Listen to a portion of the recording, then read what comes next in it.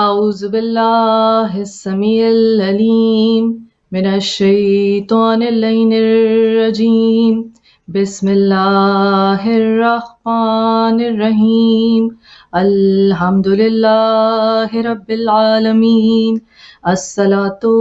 والسلام على أشرف الأنبياء والمرسلين وعلى أهل بيته الطيبين الطاهرين المعصومين بسم الله الرحمن الرحيم أما بعد فقد قال الله تعالى في كتابه المبين وهو أصدق الصادقين بسم الله الرحمن الرحيم الله ولي الذين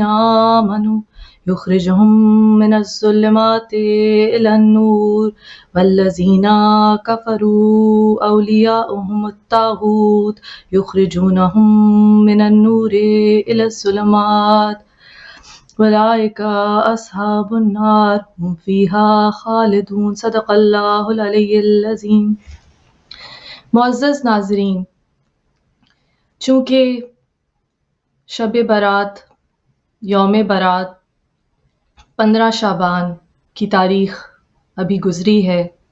شعبان کا مبارک مہینہ ہے جس مہینے میں ہمیں بہت سی مبارک ہستیوں کی ظہور ولادت کا جشن منانے کا موقع نصیب ہوا۔ وہ ہستیاں جو ہمارے لیے مشعل راہ ہیں، وہ ہستیاں جو حجت پروردگار عالم ہیں، وہ ہستیاں جو انسان کو انسانیت کا سبق دینے کے لیے اللہ تعالیٰ نے انسانی پیکر میں ہمارے لیے مشعل راہ بنا کر بھیجی۔ آج گفتگو کریں گے صاحب الآخر والزمان، ہمارے آخری امام حجت اللہ، کل شیء احصیناہ فی امام مبین، بے شک ہر شے کا حصار امام مبین میں ہے۔ پروردگار عالم نے سب سے عظیم نعمت جو انسان کو عطا کی وہ ہدایت ہے، اور اللہ تعالیٰ نے اپنی حجت سے، اپنی ہدایت سے زمین کو کبھی خالی نہیں رکھا۔ جس طرح قول امام معصوم علیہ السلام ہے، 5ویں امام سے بھی روایت ہے، اور اولنا محمد و آخرنا محمد کی روایت کے تحت اور بھی اماموں کے نام آئے ہیں جن سے یہ روایت ہے، کیونکہ تمام ائمہ طاہرین کی تعلیمات قرآن کا آئینہ ہے اور محمد مصطفیٰ صلی اللہ علیہ وآلہ وسلم کی احادیث کا جیتا جاگتا ثبوت ہے۔ تو کسی ایک امام کے قول کی آپ کو دوسرے امام کے قول کے ساتھ کوئی فرکشن نظر نہیں آئے گی، کوئی ٹکراؤ نہیں نظر آئے گا، کوئی اختلاف نہیں نظر آئے گا، کوئی تفاوت نہیں نظر آئے گا۔ تو قول ہے کہ انسان کو 2 حجتیں دی ہیں، ایک تو اس کی عقل ہے، اور دوسری اللہ تعالیٰ نے جو امامت کے ذریعے رسالت کا سلسلہ جب ہدایت کو مکمل کیا، اللہ تعالیٰ نے کہا الیوم اکملت لکم دینکم واتممت علیکم نعمتی، کہ آج تمہارے لیے تمہارے دین کو مکمل کر دیا اور اپنی نعمت تم پر تمام کر دی۔ تو اللہ تعالیٰ نے ایک حجت عقل دی اور ایک حجت یہ ہدایت جو رسالت سے امامت میں منتقل ہوئی، اور رہتی دنیا تک اللہ تعالیٰ نے اس ہدایت کو انسان کے لیے میسر کیا، سب سے بڑی نعمت۔ تو جہاں معزز ناظرین ہم خوشی مناتے ہیں، امام صاحب الزمان مدد مانگتے ہیں، ایمان رکھتے ہیں، ہم نے کچھ تو ان نعمتوں کا ادراک کرنا ہے جو اللہ تعالیٰ نے ہمیں عطا کی، اور پھر ہم نے یہ سوچنا ہے کہ اس دور حاضر میں کیا تقاضے ہیں، ہم کس طرح سے خود کو کہہ سکتے ہیں منتظر ہیں، ہم انتظار میں ہیں، ہم امام زمانہ علیہ السلام کی صحیح کرتے ہیں، کوشش کرتے ہیں کہ ہم امام کے بتائے ہوئے راستے پر چل سکیں، تاکہ ان کے پرچم تلے ہم جمع ہو سکیں، ان کے علم کے تلے ہم جمع ہو سکیں، ہم ان کی معرفت رکھ سکیں، ہم ان کا عرفان رکھ سکیں۔ تو ہم نے یہ سوچنا ہے، یہ جائزہ لینا ہے، جو حجت اللہ تعالیٰ نے عقل کی صورت میں انسان کو دی ہے، اس کے استعمال کے لیے اسے بار بار قرآن حکیم میں دعوت فکر دی ہے، دعوت غور و فکر دی ہے. کہا تم قرآن میں تدبر کیوں نہیں کرتے، تفکر کیوں نہیں کرتے، کیا تمہارے دلوں پر کفل چڑھے ہوئے ہیں؟ سرنامہ کلام میں سورہ بقرہ کی آیت نمبر 257 کی تلاوت کا شرف حاصل کیا گیا. اللہ ہے ولی ان لوگوں کا جو ایمان لے آئے اور نکال لاتا ہے انہیں ظلمات سے، اندھیروں سے نور کی طرف. اور نور کیا ہے معزز ناظرین؟ اللہ نور السماوات والارض، اس نے سورہ نور میں کہا کہ اللہ ہی نور ہے زمین و آسمان. تو اللہ کی طرف ہم نے قبلہ رو ہونا ہے، اپنی ڈائریکشن کو، اپنی سمت کو اللہ کی طرف معین کرنا ہے. اور جس طرح اللہ تعالیٰ نے کہا قرآن حکیم میں کہ سب سے کٹ کر اس اللہ کے ہو رہو. اللہ تعالیٰ چونکہ انسان کا خالق ہے، مالک ہے، پروردگار ہے، زندگی بھی وہی دینے والا ہے، موت بھی وہی دینے والا ہے، رزق بھی وہی دینے والا ہے، انسان کو تمام تر نعمتیں دینے والا وہی پروردگار ہے. جس طرح بی بی فاطمہ زہرا سلام اللہ علیہ نے اللہم صلی علی محمد وآل محمد اپنے خطبہ فدق میں بی بی نے ارشاد فرمایا کہ حمد اس پروردگار کی کہ جس کی نعمتوں کا تم شمار بھی نہیں کر سکتے، شعور بھی نہیں رکھتے. اتنی نعمتیں ہیں کہ انسان شعور بھی نہیں رکھتا. اور اسی نعمتوں کی شکر گزاری کا نام ایمان ہے، جس میں سب سے بڑی نعمت ہدایت ہے. اور ہدایت کی نعمت کی شکر گزاری کیا ہے کہ اس ہدایت کو دل سے مانا جائے، اس کا ادراک کیا جائے، شعور حاصل کیا جائے کہ وہ ہدایت کیا ہے، وہ ہمیں کیا کام کرنے کا حکم دیتی ہے، امر بالمعروف و نہی عن المنکر، کن کاموں سے روکتی ہے، اس کا مقصد کیا ہے. اور اللہ تعالیٰ نے پھر قرآن میں کہا انا ہدیناہ السبیل انا ہدیناہ السبیل اما شاکرم و اما کفورا. تمہیں سبیل یعنی سیدھا رستہ دکھا دیا، اب یہ تم پر منحصر ہے کہ شکر گزار بنو یا کفران نعمت کرنے والے بنو. تو معزز ناظرین، ہم نے اس زمانے میں جو کہ ایک مشکل زمانہ ہے، وہ جس طرح اللہ تعالیٰ پر ایمان بغیر دیکھے اپنے حواس خمسہ سے اس پروردگار کی موجودگی کا احساس کیے بغیر ہم اس کی نشانیوں کے ذریعے، اس کی مختلف تخلیقات، اس کی جو دنیا میں مخلوق ہے، اس کی اس دنیا، اس زمین آسمان کو بنانا، خلق کرنا، اس کی قدرت کے جو نظارے ہیں، اور پھر سب سے بڑھ کر حجت اللہ تعالیٰ کی ہدایت کا سلسلہ، وہ پاک ہستیاں کہ جنہیں اللہ تعالیٰ نے اپنے نور کے ذریعے انسانی پیکر میں ہم خطا کاروں کی ہدایت کے لیے بھیجا، بنی نوع انسان کی ہدایت کے لیے بھیجا، ان کا عرفان رکھنا، ان سے وہ ہدایت حاصل کرنا، اس نعمت کا صحیح معنوں میں شکر ادا کرنا انسان کا اس دنیا میں بھیجے جانے کا مقصد ہے. دیکھیے بہت ضروری ہے معزز ناظرین یہ غور کرنا. اکثر لوگ یہ سمجھتے ہیں کہ ہمیں اس دنیا میں اب بھیجا گیا،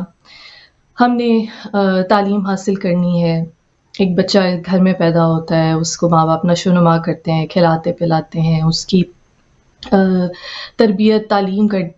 اس کو دیتے ہیں. اس کے بعد یہ صحیح ہوتی ہے کہ اب یہ جب جوان ہو، برسر روزگار ہو جائے، اس کی شادی ہو جائے، اس کا اپنا خاندان ہو، اس کی اولاد ہو، اس کے اہل و عیال ہوں، ایک اچھی معاشی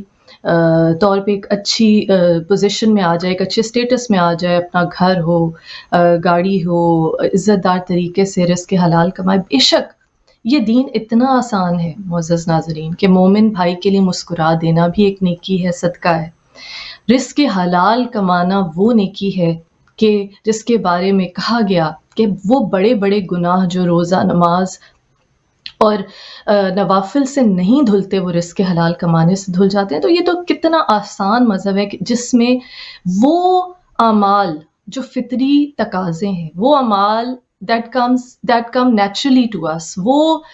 انسان کی حرکتیں، وہ ایکشنز، جیسے ایک ماں بی بی فاطمہ زہرا سلام اللہ علیہ نے فرمایا اللہم صلی علی محمد وآل محمد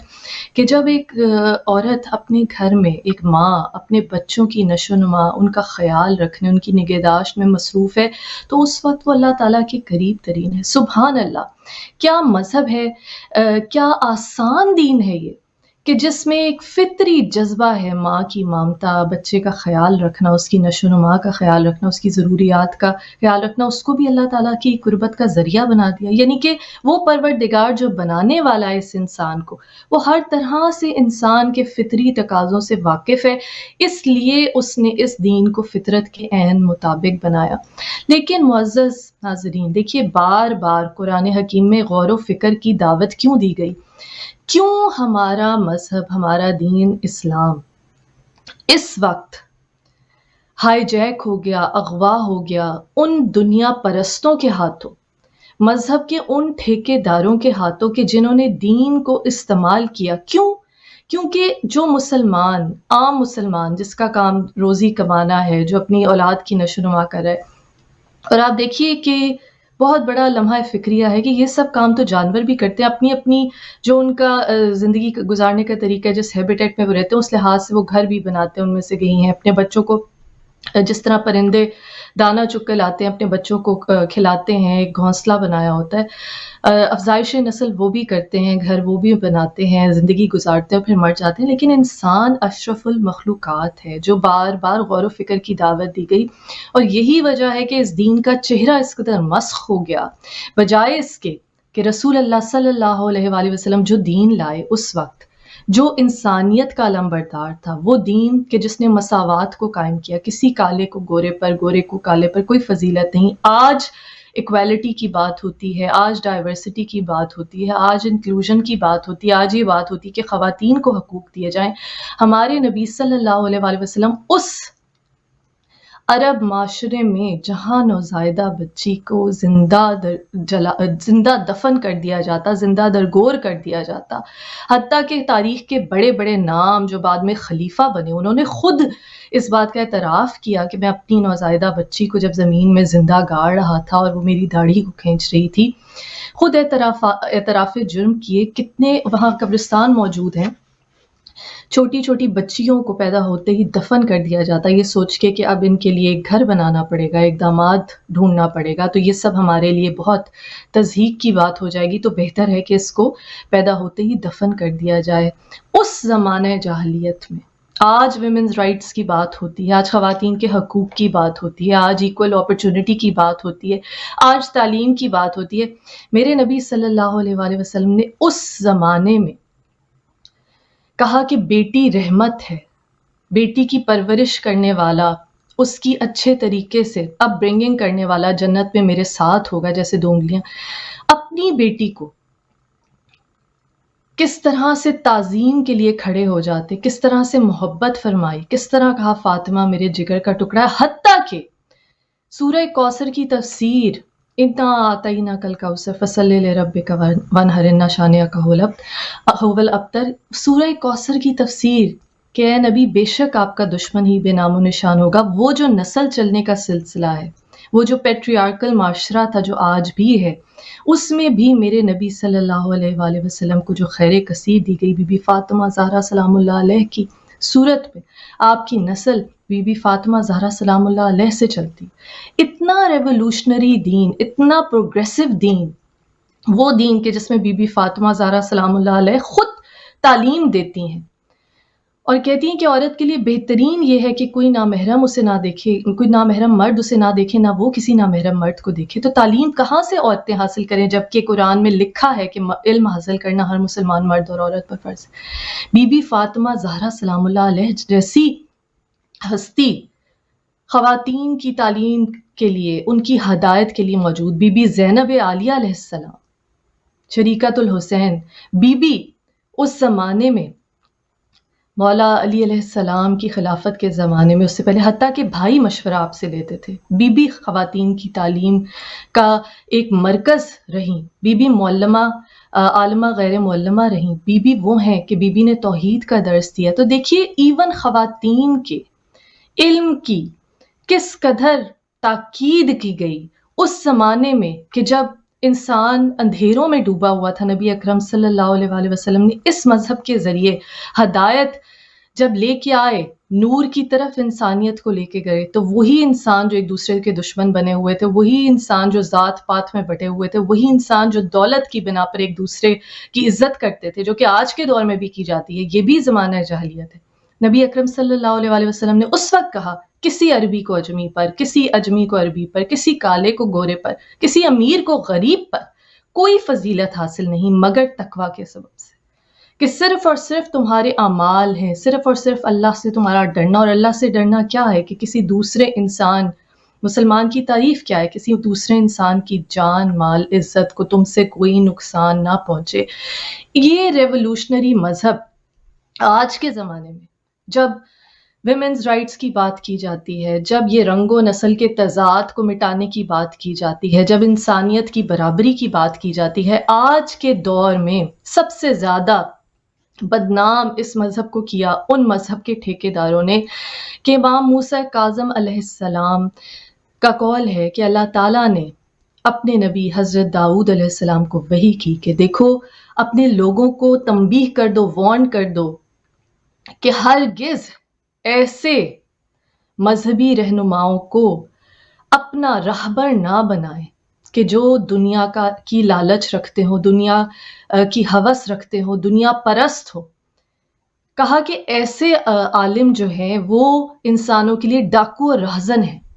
اس مذہب کو ہائی جیک کر لیا گیا ان لوگوں نے جنہوں نے دنیا کے لیے دین کو استعمال کیا، جیسے امام حسین علی مقام علیہ السلام کا قول ہے۔ بہت سے ایسے ہیں جو دین کو ایک لبادے کے طور پہ دنیا کے حصول کے لیے اوڑھ لیتے ہیں، اور جب ان کا مقصد پورا ہو جاتا ہے تو اس لبادے کو اتار کر پھینک دیتے ہیں۔ ہر مسلمان پہ فرض کیا گیا غور و فکر، تفکر کرنے کی دعوت دی گئی، بار بار کہا کیا تمہارے دلوں پر کفر چڑھے ہوئے؟ صرف یہ مولویوں کے لیے نہیں ہے، صرف یہ علماء دین کے لیے نہیں ہے، ہر انسان کے لیے۔ بی بی فاطمہ زہرا سلام اللہ علیہ نے فرمایا کہ توحید کا شعور اللہ تعالیٰ نے تمہارے قلب میں اتارا، اور قرآن میں بار بار کہا کہ خدا کی یاد سے دل آرام پاتے ہیں۔ تو یہ کیوں کر ہو سکتا ہے کہ آپ وہ ذکر جو آپ کے دل کو کرنا ہے، آپ کے قلب کو کرنا ہے، اللہ تعالیٰ سے قربت حاصل کرنی ہے، آپ صرف دنیا کے حصول میں لگے رہیں، آپ صرف دولت کمائیں اور وہ پیسے آپ کسی نام نہاد مولوی کو جو دین کا ٹھیکیدار بنائے آپ اس کو دے دیں کہ یہ کچھ پیسے دے دیں اور قرآن پڑھوا دیں میرے لیے۔ نہیں، ہر مسلمان مرد اور عورت پر علم حاصل کرنا فرض ہے۔ یہ علم کون سا علم ہے معزز ناظرین؟ یہ صرف دنیا کا علم نہیں، یہ وہ ڈگری کا علم نہیں ہے کہ جس کے ذریعے آپ کو نوکری مل جائے گی، جس کے ذریعے آپ کو ملازمت مل جائے گی، جس کے ذریعے آپ کا فیوچر سیکیور ہو جائے گا۔ نہیں، یہ وہ علم ہے جس میں انسان پہلے اپنے نفس کو پہچانتا ہے، جس طرح حدیث ہے، بہت مشہور حدیث ہے، من عرفا نفسہ فقد عرفا ربہ، کہ جس نے اپنے نفس کا عرفان حاصل کر لیا، جس نے اپنے نفس کو پہچان لیا، اس نے اللہ تعالیٰ کو پہچان لیا۔ اور یہ دعا ہے، امام جعفر صادق علیہ السلام نے یہ دعا تعلیم کی کہ جو غیبت کا زمانہ ہے، جو آخری امام کی غیبت کا زمانہ ہے، اس میں یہ اللہ تعالیٰ سے دعا کرو کہ یا اللہ مجھے تو اپنا شعور عطا فرما، اور اپنا شعور عطا کرنے کے لیے محمد مصطفیٰ صلی اللہ علیہ وآلہ وسلم کا شعور عطا فرما، کہ جس نے محمد مصطفیٰ صلی اللہ علیہ وآلہ وسلم کا عرفان نہ حاصل کیا یا اللہ اس نے تجھے نہ پہچانا۔ اور پھر کہا کہ جس نے امام مہدی آخر الزمان علیہ السلام اللہم صلی علی محمد وآل محمد کا عرفان حاصل نہ کیا، اس نے رسول اللہ کو نہ پہچانا، کیونکہ یہ ہدایت کا سلسلہ ہے، جیسے قرآن میں کہا نور علی نور، نور علی نور۔ اسی لیے غدیر خم کے میدان میں جب اعلان کیا گیا من کنت مولا فہذا علی مولا، رسول اللہ صلی اللہ علیہ وآلہ وسلم نے ہاتھوں پر بلند کر کے کہا جس جس کا میں مولا اس کا علی مولا۔ اور قرآن نے کہا بلغ اے نبی پہنچا دیجئے، یہ پیغام اگر نہ پہنچایا تو گویا رسالت کا کوئی کام نہ کیا، کیونکہ دین کی بنیاد کو استحکام اس ولایت کے اعلان سے ملتا ہے۔ یہ وہ پیغام ہے، توحید کا پیغام۔ اور مجھے بہت حیرت ہوتی ہے جب لوگ مسلسل نہ صرف دوسرے مسالک سے تعلق رکھنے والے مسلمان بلکہ اہل تشیع بھی اکثر یہ سوال کرتے ہیں کہ کس طرح ہم، کس کا مرتبہ زیادہ ہے، کس کا مرتبہ کم ہے، کس واقعے پہ کیا ہوا، کیا یہ واقعہ اس حد تک صحیح ہے، کیا یہ ہم کسی کا مرتبہ بڑھا رہے ہیں، کیا یہ ہم کسی کا مرتبہ گھٹا رہے ہیں۔ میں کہتی ہوں امام جعفر صادق علیہ السلام ہمارے چھٹے امام، اللہم صلی علی محمد وآل محمد، آپ کا ایک قول ہے کہ دیکھو ہمارے فرامین کو، ہمارے اقوال کو اپنی ناقص عقل کے معیار پر پرکھنے کی کوشش نہ کرو کہ یہ تمہاری عقل سے بہت بالا تر ہیں. جس طرح ایک عام انسان قرآن کو بھی نہیں سمجھ سکتا ان قرآن ناطق بولتے قرآن ان معلم ہستیوں کے بغیر. قرآن کا مطلب مختلف اختراعات نکال لی گئی، ہر کسی نے اپنے مقصد کے لیے استعمال کیا. جب اماموں کے اقوال کو نہیں سمجھ سکتے تو پھر جب نبی اکرم صلی اللہ علیہ وآلہ وسلم نے خود اپنی زبان سے فرمایا، اور یہ بات یاد رکھیے، اللہ تعالیٰ نے قرآن میں کہا وَمَا يَنْطِقُ عَنِ الْهَوَىٰ إِنْ هُوَ إِلَّا وَحْيٌ يُوحَىٰ، کہ بے شک یہ میرا نبی، بے شک یہ میرا نبی، یہ محبوب نبی، وہ جسے کبھی یا ایھا المزمل، کبھی یا ایھا المدثر، کبھی یاسین، کبھی طٰہٰ کہہ کے پکارتا ہے، جس نبی سے اللہ تعالیٰ نے خود عشق کیا، خود محبت کی، جن اہل بیت کے صدقے میں یہ کائنات تخلیق کی. پروردگار کہتا ہے اپنی مرضی سے میرا یہ نبی ایک حرف بھی نہیں کہتا، جو بھی کہتا ہے بھیجی ہوئی وہی ہے. اور کیا کہا میرے نبی اکرم نے صلی اللہ علیہ وآلہ وسلم نے، بہت ہی مستند حدیث سے آپ نے فرمایا کہ اللہ کو کوئی نہیں سمجھتا سوائے میرے، مجھ محمد صلی اللہ علیہ وآلہ وسلم کے اور علی کے، اور مجھ محمد کو کوئی نہیں سمجھتا سوائے اللہ کے اور علی کے، اور علی کو کوئی نہیں سمجھتا سوائے اللہ کے اور مجھ محمد کے. اور سورہ رعد کی آیت نمبر 43 کہ جب مولائے کائنات مولا علی علیہ السلام سے پوچھا گیا کہ مولا آپ اپنی کوئی فضیلت خود بتائیں، تو آپ نے رسول اللہ صلی اللہ علیہ وآلہ وسلم کی مبارک آغوش میں آ کر ولادت کے فوراً بعد سورہ مومنون کی تلاوت کا نہیں بتایا، آپ نے دعوت ذی الشیرہ کا واقعہ نہیں بتایا، آپ نے بدر و حنین کے قصے نہیں بتایا، بلکہ آپ نے سورہ رعد کی آیت نمبر 43 بسم اللہ الرحمن الرحیم یقول الذین کفروا لست مرسلا قل کفی باللہ شہیدا بینی و بینکم ومن عندہ علم الکتاب. اے نبی، اگر یہ مشرکین آپ کو رسول نہیں مانتے تو نہ صحیح، ان سے کہہ دیجئے کہ میری رسالت کی گواہی کے لیے ایک اللہ کافی ہے اور ایک وہ جس کے پاس کل کتاب کا علم ہے. جو رسالت کے گواہ ہیں اللہ کے ساتھ، دو گواہ ہیں، اللہ اور مولائے کائنات مولا علی علیہ السلام. اور گواہی کس کی دی جا رہی ہے؟ کتنا بڑا مقدمہ ہے، کتنا بڑا سچ ہے، کتنا بڑا حق ہے جس کی گواہی دی جا رہی ہے، یہ رسالت، کیونکہ یہ وہ رسالت ہے جس کی بدولت توحید کی نعمت ملی. وہ لوگ جو کہتے ہیں اللہ کافی ہے، بے شک، لیکن تمہیں کس نے بتایا کہ اللہ ہے؟ تمہیں کس نے بتایا اللہ ایک ہے؟ کس نے توحید کا پیغام دیا؟ نبی اکرم صلی اللہ علیہ وآلہ وسلم کی مرہون منت ہے توحید کا یہ پیغام. آپ کے قلب مبارک پہ وہ ذکر الہی اترا، وہ قرآن اترا کہ اللہ تعالیٰ کہتا ہے اگر پہاڑوں پہ بھی نازل ہوتا تو یہ پہاڑ ریزہ ریزہ ہو جاتے. میرے نبی اکرم صلی اللہ علیہ وآلہ وسلم کے مقروض ہیں، کہ احسان مند ہے تمام انسان. وما ارسلناک الا رحمۃ للعالمین، آپ کو عالمین کے لیے رحمت بنا کر بھیجا، عالمین کے لیے، صرف مسلمانوں کے لیے نہیں، عالمین کے لیے رحمت بنا کر بھیجا. اسی لیے قرآن میں کہا کہ آپ کو نرم طبیعت بنایا گیا، شفیق بنایا گیا، کہ اگر آپ سخت ہوتے، اعوذ باللہ اکھڑ مزاج ہوتے تو لوگ آپ سے تند خو ہوتے تو لوگ بھاگ کھڑے ہوتے. اتنے شفیق ہیں کہ وہ عورت کافر بڑھیا جو 3 دن تک کوڑا پھینکتی رہی، جب اس نے چوتھے دن نہیں اپنا راستہ بھی نہیں بدلا، اس عورت کو بھی نہیں جا کے کچھ کہا، اس کافر بڑھیا، بلکہ جا کے پوچھا کہ کیا وہ خیریت سے، اس کی تیمارداری کی اور وہ اسلام قبول کرنے پہ مجبور ہو گئی آپ کے حسن اخلاق کو دیکھ کر. اور رسول اللہ صلی اللہ علیہ وآلہ وسلم نے فرمایا میں مکارم اخلاق کی تکمیل کے لیے بھیجا گیا ہوں. اور باقی سب باتیں چھوڑ دیجئے، شرعی احکام، کس طرح سے قرآن کے ترجمے کو اپنے مقاصد کے لیے استعمال کیا گیا، لوگوں کی لا علمی کا، لوگوں کی اس بے احتیاطی کا کہ لوگوں نے اپنے حصے کا فرض ان علماء پر چھوڑ دیا چند پیسوں کے عوض، چند سکوں کے عوض، اور انہوں نے اس پیسے کی محبت میں، اس دولت کی محبت میں مذہب کی ٹھیکیداری کی امانت داری نہیں کی، امانت میں خیانت کی، اپنے مقاصد کے لیے اس مذہب کو استعمال کیا جو کہ اس قدر آسان مذہب ہے، اس قدر عین فطرت مذہب ہے. دیکھیے باقی باتیں چھوڑ دیجئے، شرعی احکامات میں جو کانفلکٹ ہے، جو تضاد پایا جاتا ہے، جس کی میں بات کر رہی ہوں کہ جو دنیا پرست ہیں یا اپنی ذات کی، اپنے انا کے بت کی پرستش کے لیے جنہوں نے دین کی صورت کو اتنا مسخ کیا کہ لوگ وہ دین جس کے بارے میں اللہ تعالیٰ نے کہا لا اکراہ فی الدین، دین میں کوئی جبر نہیں، اتنا آسان، اتنا فطری دین ہے، اس کو اتنا مشکل بنا دیا کہ لوگ مجبور ہو جاتے ہیں یا ہم دین کو چنیں یا دنیا کو چنیں، یا ہم دنیا میں سرخرو ہو جائیں یا دین میں سرخرو ہو جائیں۔ نہیں، یہ دین ہے کیا معزز ناظرین؟ زندگی گزارنے کا طریقہ ہے۔ یہ علم حاصل کرنے سے نہیں روکتا۔ اس دین کی بنیادیں مضبوط کرنے والی بی بی خدیجہ کبریٰ سلام اللہ علیہ، اس زمانے کی ملیکۃ العرب کہا جاتا تھا۔ اس زمانے کے جو بزنس فورمز تھے ان کی سب سے زیادہ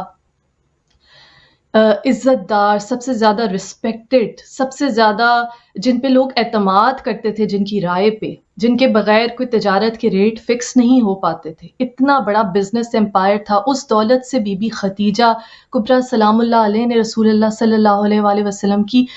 دین کی تبلیغ کی، اشاعت کی مدد فرمائی۔ وہ دین جس کی بنیادوں میں ایک معظمہ خاتون کی اس حق حلال کی خود کمائی ہوئی دولت صرف ہوئی ہو، اس دین سے زیادہ پروگریسو دین کیا ہوگا معزز ناظرین؟ اور پھر اس مذہب میں علماء نے جس طرح سے قرآن کی انٹرپریٹیشن اس طرح سے کی، خواتین کے استحصال کے لیے یا اپنی ذات کی پروموشن کے لیے یا دنیاوی دولت کے حصول کے لیے، آپ سب سے بڑا اس کا جو عکس ہمیں نظر آتا ہے، کس قدر غرور، کس قدر تکبر، کس قدر نخوت اس دین کے نام نہاد عالموں، ٹھیکیداروں، کتنی رونت ہے ان میں، جبکہ وہ نبی اکرم صلی اللہ علیہ وآلہ وسلم جن سے خدا خود محبت کرتا ہے، جب ایک کافر بڑھیا آپ پہ کوڑا پھینکتی ہے تو آپ اس کے ساتھ بھی کوئی تلخ کلامی نہیں کرتے، بلکہ جا کے اس کی عیادت کرتے ہیں۔ یہ اس مذہب کی تبلیغ کا سب سے بڑا نمونہ ہے، ہمارے پاس مثال ہے کیسے اس مذہب کی تبلیغ ہوتی۔ اور اگر آپ ہمارے دور کے بڑے بڑے جو نام ہیں ان علماء کو دیکھیے، ان ذاکرین کو دیکھیے، لوگ ان کے پاس جانے سے ڈرتے ہیں، جھجکتے ہیں، ان سے بات کرتے ہوئے ڈرتے ہیں، کیونکہ یہ ایک سینس آف انٹائٹلمنٹ وہ سمجھتے ہیں کہ جس کو چاہے جب چاہے جھڑک دیا، جس کو چاہے کھڑے کھڑے بے عزت کر دیا۔ اور لوگ بھی بخوشی کہ ہاں انہوں نے دین کا لبادہ اوڑھا ہے، انہوں نے وہ چوکا پہنا ہے، یہ عالم ہے۔ حالانکہ معزز ناظرین، رسول اللہ صلی اللہ علیہ وآلہ وسلم نے فرمایا جس کے دل میں رائی کے دانے کے برابر بھی تکبر ہوگا وہ جنت میں داخل نہیں ہوگا۔ ذرا غور کیجئے اس پہ۔ تکبر کفر کی بنیاد ہے۔ امام جعفر صادق علیہ السلام نے فرمایا کفر کی 3 بنیادیں ہیں، تکبر، حسد اور لالچ۔ اور ذرا غور کیجئے ابلیس کا کیا گناہ تھا؟ کیا شراب نوشی؟ کیا کوئی بد کرداری؟ کیا کوئی چوری؟ کیا کوئی مال اکٹھا کرنا؟ نہیں، وہ تو اللہ تعالیٰ کی عبادت میں فرشتوں کے لیول پہ پروموشن حاصل کر چکا تھا۔ 20,000 سال، 40,000 سال، جتنے بھی اس نے 1000 سال عبادت کی، جن ہوتے ہوئے آگ سے بنائے جانے کے باوجود وہ وہاں فرشتوں کے لیول پہ پہنچ گیا تھا۔ صرف اس نے ایک ہی ریکویسٹ کی تھی کہ یا اللہ میں تجھے تو سجدہ کروں گا، تیرے تو سجدے میں پڑا ہوں، میں اس غیر اللہ کو سجدہ نہیں کروں گا جو مٹی سے بنا، میں آگ سے بناؤں یا مٹی سے۔ تو کیا ندائے ربی آئی تھی، طاعتی ما اریدو لا ما تریدو، ایسے اطاعت کرو جیسے میں چاہتا ہوں، نہ کہ جیسے تم چاہتے ہو۔ صرف اور صرف تکبر کی وجہ سے راندہ درگاہ ہو گیا، قیامت تک مغضوب ہو گیا، اس پہ کنکریاں ماری جاتی ہیں، اس کے شر سے پناہ مانگی جاتی، صرف تکبر کی وجہ سے۔ بی بی فاطمہ زہرا سلام اللہ علیہ، اللہم صلی علی محمد وآل محمد، اپنے خطبہ فدق میں بی بی صرف فدق کا خطبہ نہیں ہے، ایک سمری ہے اس دین کی، سمری ہے توحید کی، اللہ کی نعمتوں کی، رسالت کی، امامت کی تعارف کرایا بی بی نے، عبادات کا تعارف کرایا۔ بی بی فرماتی ہیں کہ نماز اس لیے تم پر فرض کی گئی کہ یہ تکبر کی غلاظت کو، تکبر کی گندگی کو دور کرتی ہے۔ وہ نمازیں جن کی وجہ سے آپ مغرور ہو جائیں، کیا فائدہ؟ وہ جب کہا کہ تکبر جس کے دل میں رائب کے دانے کے برابر بھی ہوگا وہ جنت میں داخل نہیں ہوگا، تو پھر ایسی عبادت مولا کائنات مولا علی علیہ السلام نے فرمایا وہ عبادت جو تمہیں تکبر اور غرور میں مبتلا کر دے، اس سے بہتر وہ گناہ ہے جو تمہیں شرمندگی میں مبتلا کر دے۔ غور و فکر کیجئے کہ یہ دین جو پوری دنیا کے لیے مساوات، برابری، انسانیت، انصاف، محبت، اخلاق، علم، درد دل، دوسروں کی مدد کرنا، فلاح و بہبود، قربانی و ایثار کا پیغام لے کر آیا، خواتین کی عزت، خواتین کو معاشرے میں ایک اعلیٰ ترین مقام دلانا، معاشی طور پہ، علمی طور پہ، معاشرتی طور پہ خواتین کی تکریم کرنا، جس طرح امام جعفر صادق علیہ السلام نے کہا کہ دوسروں کی گھر کی عورتوں، دوسروں کی بہنوں بیٹیوں کی عزت کرو تو تمہارے گھر کی عورتوں کی عزت کی جائے گی۔ معزز ناظرین، اتنا آسان ہے یہ دین، اتنا آسان ہے یہ مذہب۔ امام جعفر صادق علیہ السلام نے فرمایا کہ غیبت میں امام آخر الزماں امام مہدی علیہ السلام کا انتظار کرنا اتنا افضل ہے کہ جو شخص منتظر رہا امام کا، وہ گویا اس طرح ہے کہ جیسے وہ امام کے ساتھ ان کے خیمے میں ہو۔ پھر کہا اور گویا اس طرح ہے کہ جیسے اس نے تلوار اٹھا کر امام کے ساتھ جنگ کی، اور پھر کہا وہ اس طرح ہے کہ جیسے اس نے رسول اللہ صلی اللہ علیہ وآلہ وسلم کی رہنمائی میں کسی غزوے میں جنگ کی۔ لیکن یاد رکھیے معزز ناظرین، سب سے بڑا جہاد کیا ہے؟ ظلم کے خلاف آواز اٹھانا۔ ہمارے اماموں نے بار بار کہا، جس طرح امام زین العابدین علیہ السلام نے کہا کہ کوفہ ایک جگہ کا نام نہیں، جہاں بھی ظلم ہو اور ظلم پہ لوگ خاموش ہوں وہ جگہ کوفہ ہے، وہاں کے لوگ کوفی ہیں۔ مولا کائنات مولا علی علیہ السلام نے فرمایا کہ اگر تم ظلم کو اپنے ہاتھ سے نہیں روک سکتے تو کم از کم اسے برا تو کہو۔ اصل جہاد کیا ہے؟ ظالم و جابر حاکم کے سامنے کلمہ حق بلند کرنا، لیکن کیا دنیاوی مصلحت کے لیے ہمارے تمام بہن بھائی مومن مسلمان، حتیٰ کہ وہ عالم، کیا دنیاوی مصلحت کے لیے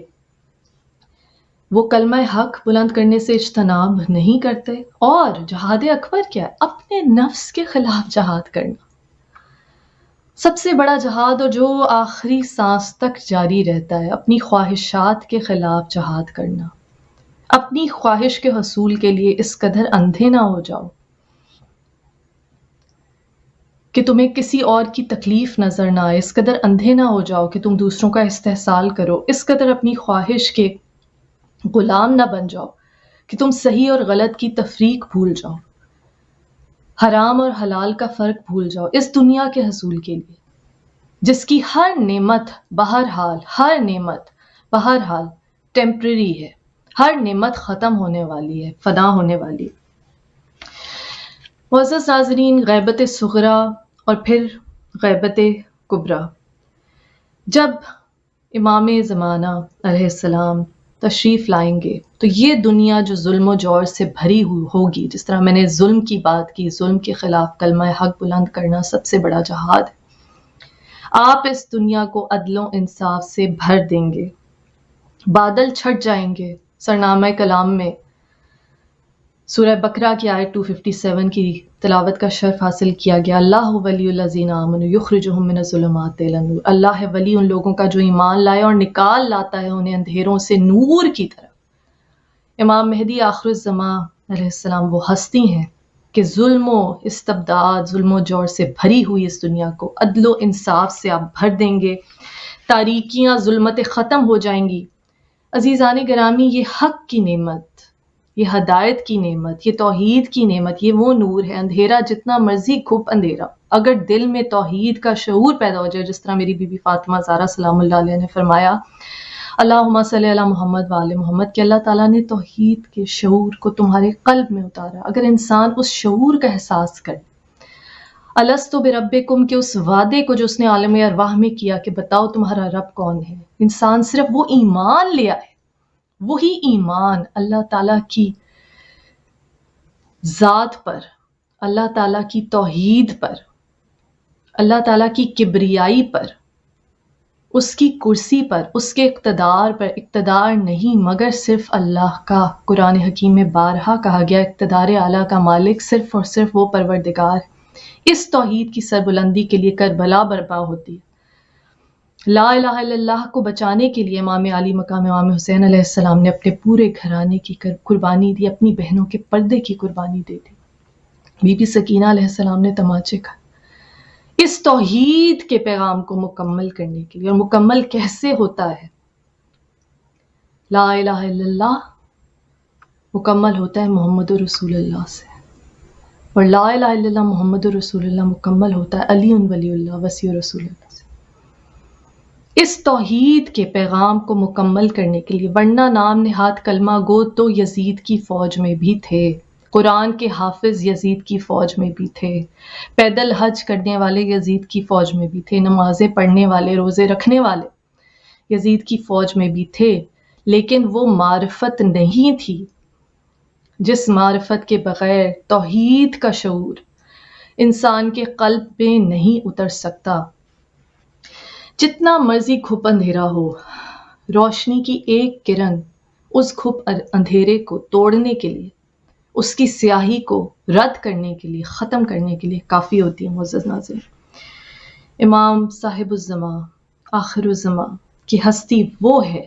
کہ جس سے پورا عالم نور الہی سے جگمگا اٹھے گا۔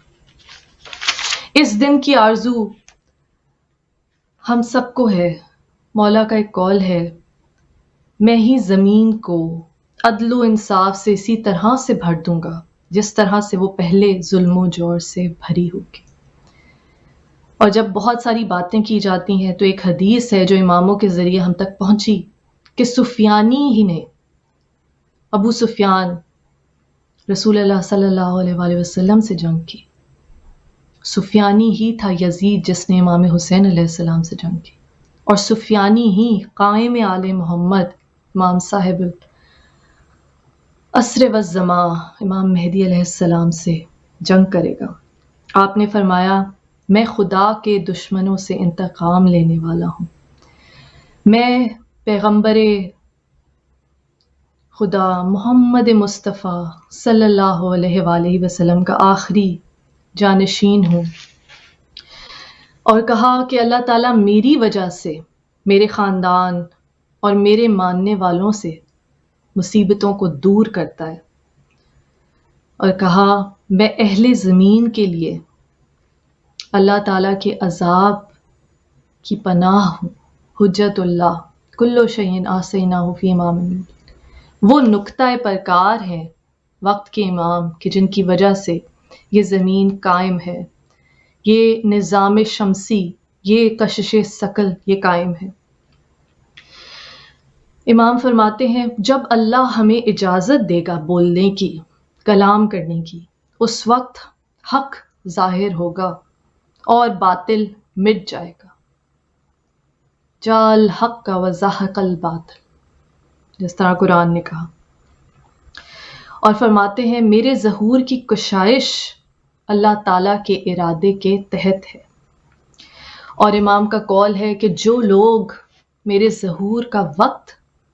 معین کرتے ہیں بے شک وہ جھوٹ کہتے ہیں۔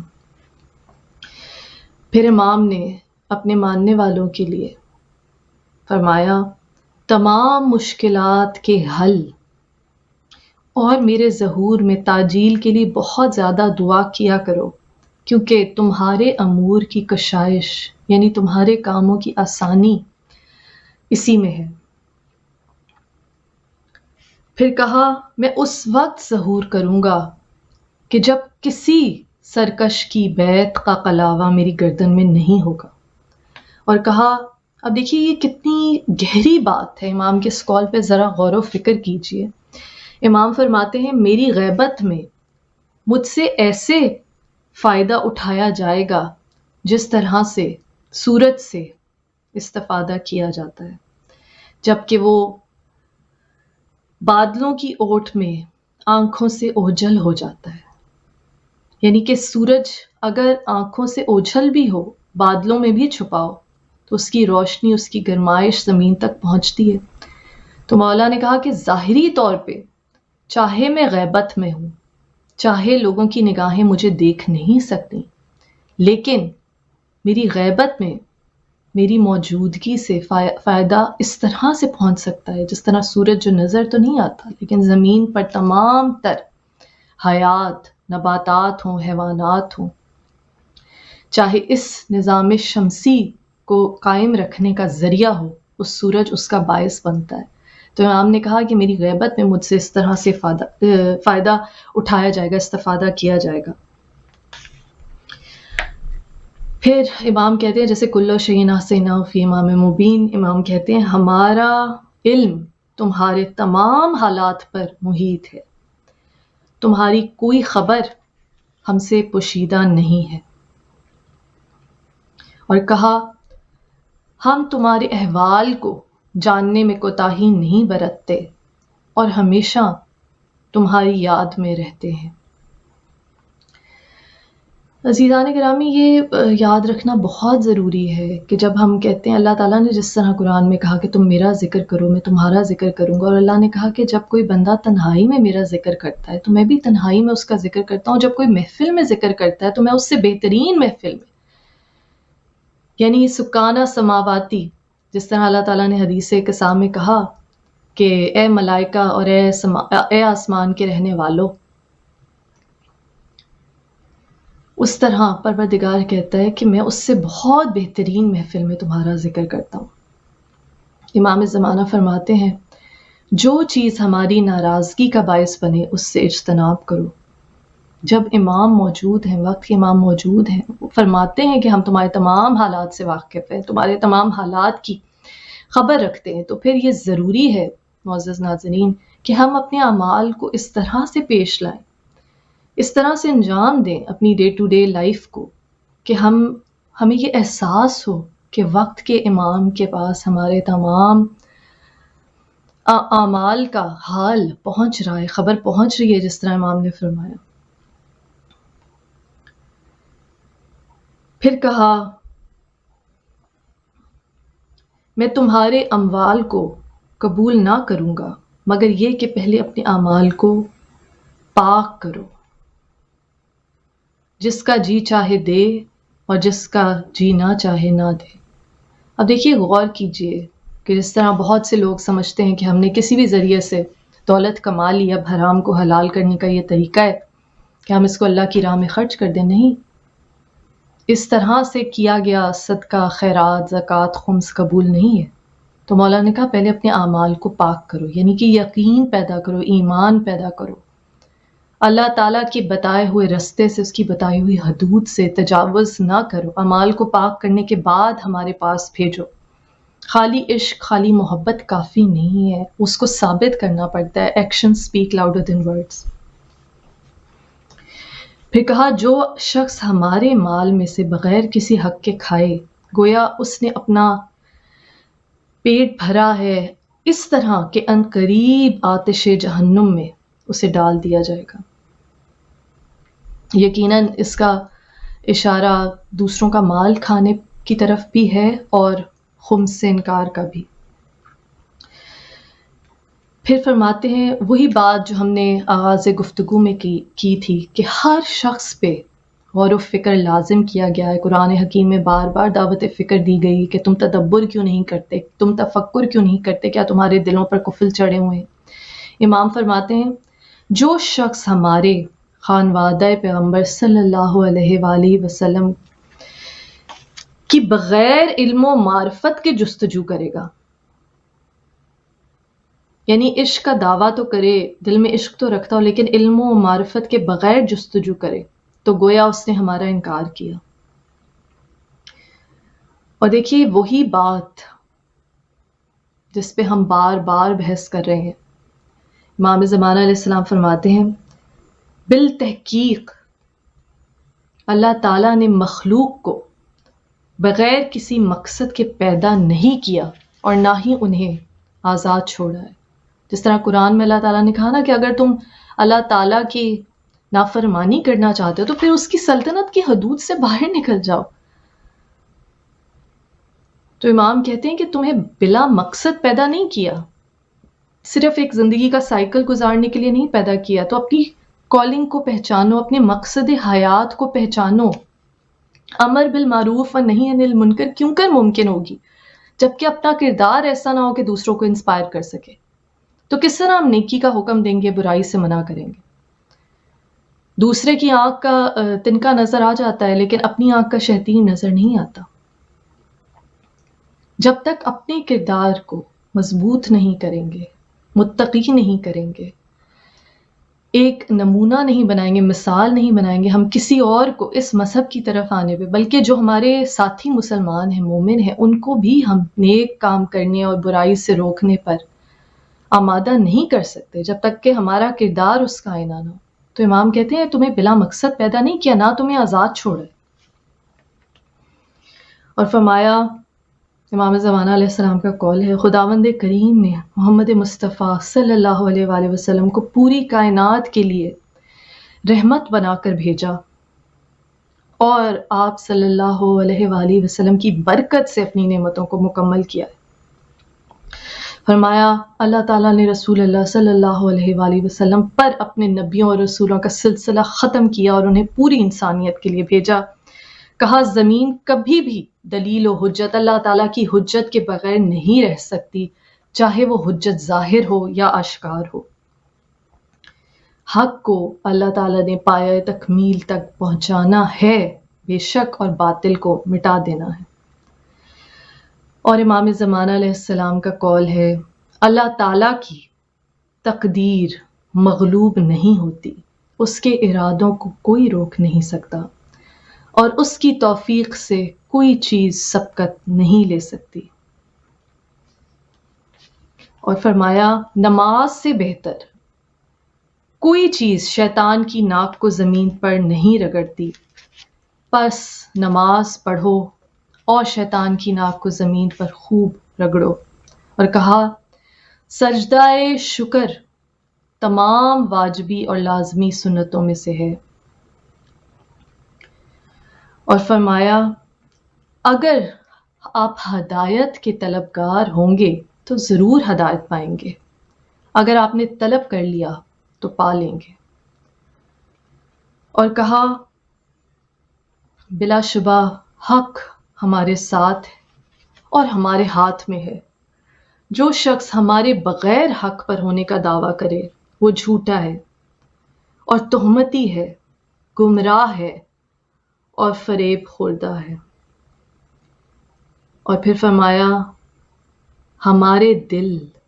مشیت الہی کے ظرف ہیں، اس کی مرضی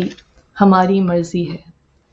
عزیزان گرامی، دامن وقت میں گنجائش ختم ہوئی جاتی ہے، چونکہ پچھلے کچھ دنوں میں امام زین العابدین علیہ السلام کی ظہور کے ایام بھی گزرے ہیں۔ تو امام زین العابدین علیہ السلام کی حیات مبارکہ کا ایک چھوٹا سا واقعہ کہ جب ایک مرتبہ بچپن میں آپ بیمار ہوئے تو امام حسین علیہ السلام نے آپ سے آ کر طبیعت پوچھی، کہا بیٹا کچھ چاہیے تو بتاؤ۔ تو کہا بابا جان میری بس ایک ہی خواہش ہے کہ میں اللہ کی رضا میں راضی رہوں۔ تو آپ بہت خوش ہوئے امام حسین علیہ السلام، کہا بیٹا یہ تو تم نے وہی بات کی جو حضرت ابراہیم علیہ السلام کو جب منجنیق میں آگ میں پھینکا جا رہا تھا تو حضرت جبرائیل علیہ السلام نے آ کر پوچھا کوئی حاجت ہے تو بتائیں۔ تو حضرت ابراہیم علیہ السلام نے کہا حاجت تو ہے مگر آپ سے نہیں، صرف اور صرف اس پروردگار سے۔ یا اللہ ہمیں توفیق عطا فرما کہ ہم تیری رضا میں راضی رہنے کے قابل ہو سکیں۔ یا اللہ ہمارے قلب کو اتنی طاقت عطا فرما کہ تیرے توحید کے شعور کو صحیح معنوں سے اس قلب میں محسوس کر سکیں، اس کی لذت سے فائدہ اٹھا سکیں، دنیا اور آخرت کی سرخروئی حاصل کر سکیں۔ یا اللہ ہمارے ایمان کو مضبوط کر دے۔ جو بیمار ہیں، بیمار کربلا کے امام سجاد علیہ السلام کی بیماری کا واسطہ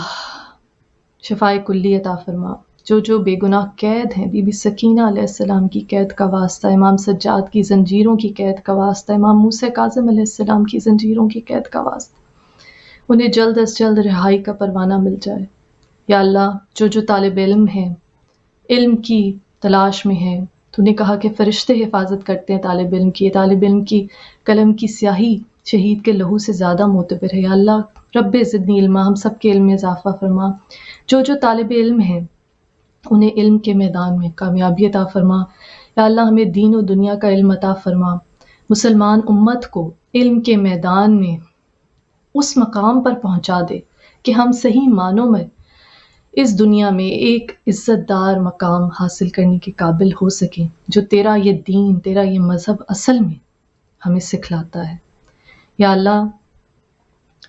جو دلوں میں حاجات ہیں، جو ناظرین اس پروگرام میں شریک ہوئے ہیں، امام زمانہ علیہ السلام کے ظہور کی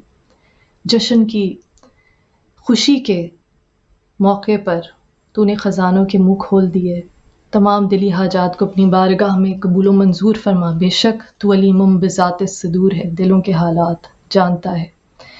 یا اللہ جو بے اولاد ہیں، شہزادہ علی اصغر علیہ السلام کا واسطہ، بی بی سکینہ علیہ السلام کا واسطہ، انہیں بے عیب صحت مند نیک اور صالح اولاد عطا فرما، وہ اولاد جو امام زمانہ علیہ السلام کی معرفت رکھتے ہوں اور صحیح معنوں میں امام کے پیروکار شیعہ ثابت ہو سکیں۔ یا اللہ ہمیں کوئی غم نہ دے سوائے غم حسین کے، شبیر کا غم بانٹ رہا ہے تو ادھر دے، لعنت اللہ علی قوم الظالمین